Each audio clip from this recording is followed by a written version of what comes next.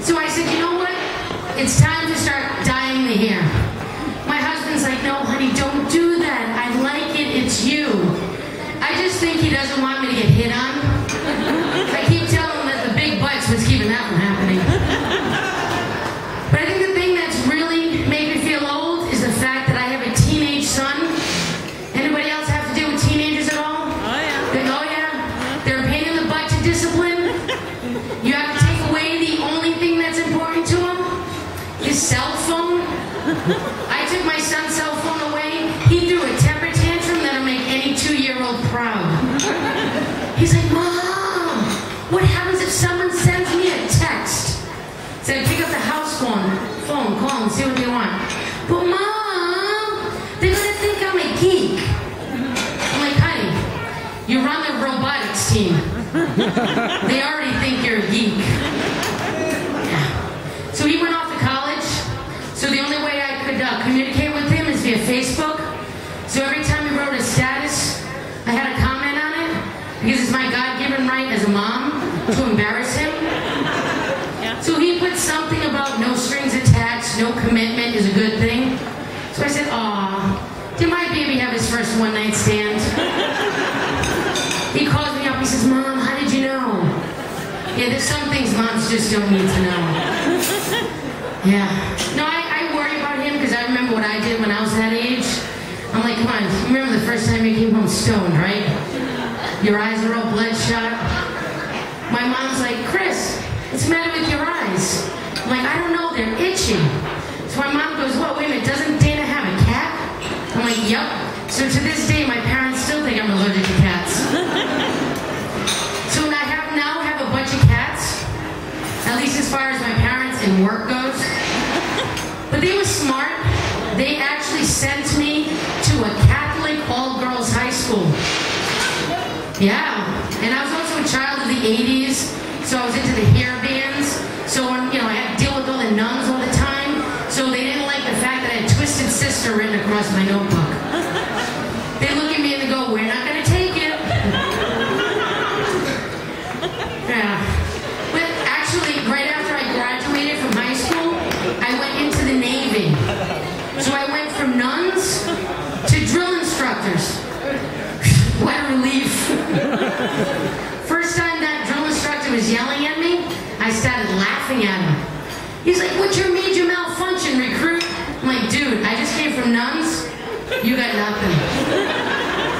I am actually very proud of my Navy service. I did 2 tours in the Persian Gulf, 1 stern Desert Shield, 1 stern Desert Storm. Thank you. I actually lived in Hawaii for 5 years. I actually rode a horse in the outback of Australia. But the thing I am most proud of is I have been drunk in more countries than most people can name. Thank you. Actually, a few months ago, I went with a friend of mine, an old shipmate, go down to Disney World, and we drank around the country. It was an Epcot Center.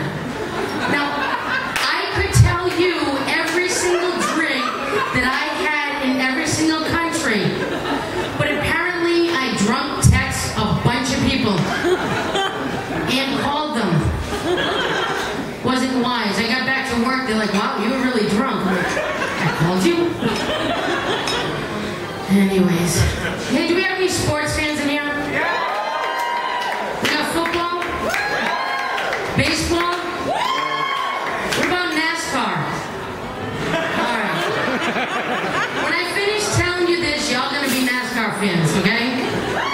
You go out from Boston, so you go to a Red Sox game. There's no tailgating, okay?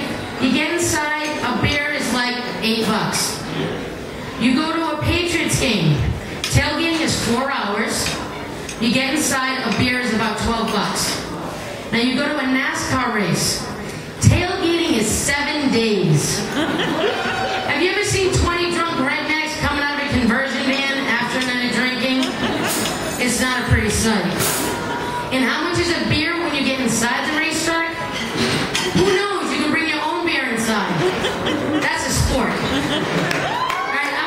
I'm gonna leave you guys with this last joke. One thing about NASCAR races is they have the coolest shirts. Okay? I saw this this shirt, and I'm gonna find out who makes them, and once I find out, I'm gonna buy groceries. It said I would much rather have a sister that lives in a whorehouse than a brother who's a Yankees fan. All right, that's my time.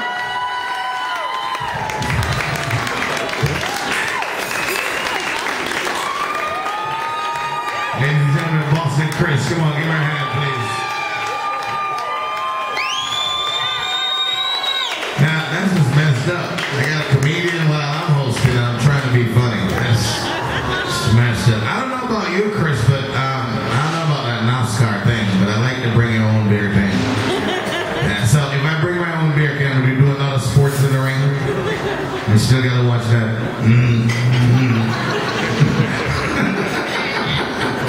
Give it up a Boston Kris, everybody. Come on, give her a hand.